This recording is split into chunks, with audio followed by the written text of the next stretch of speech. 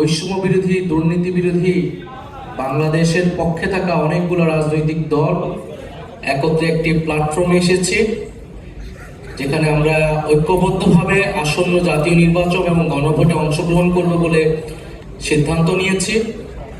ফলে এটা আমাদের এক ঐতিহাসিক মুহূর্ত, ঐতিহাসিক যাত্রা। এটা যেমন একই সাথে নির্বাচনী সমঝোতা, একই সাথে রাজনৈতিক গুরুত্ব অপরিসীম।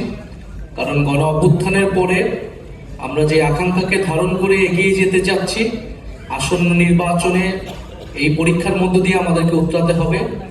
ফলে আমাদের সেই গণ অভ্যুত্থানের আকাঙ্ক্ষিত বাংলাদেশ, আমাদের মহান মুক্তিযুদ্ধের সাম্য, মানবিক মর্যাদা এবং সামাজিক সুবিচারের বাংলাদেশ, এবং আমাদের 1947 সালের যে আজাদির লড়াই, সকল ঐতিহাসিক লড়াইকে ধারণ করে আমরা এই আসন্ন নির্বাচন এবং গণভোটে একত্রে কাজ করব, ঐক্যবদ্ধ কাজ করব।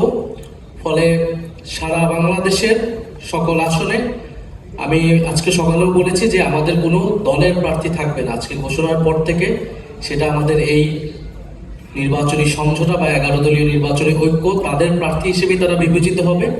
এবং আমরা সবাইকে সহযোগিতার মাধ্যমে জনগণের পক্ষে, হ্যাঁর পক্ষে আমরা এই নির্বাচনকে ফলাফল নিয়ে আসব এবং বাংলাদেশ সামনের দিকে এগিয়ে যাবে, এটাই আমাদের প্রত্যাশা।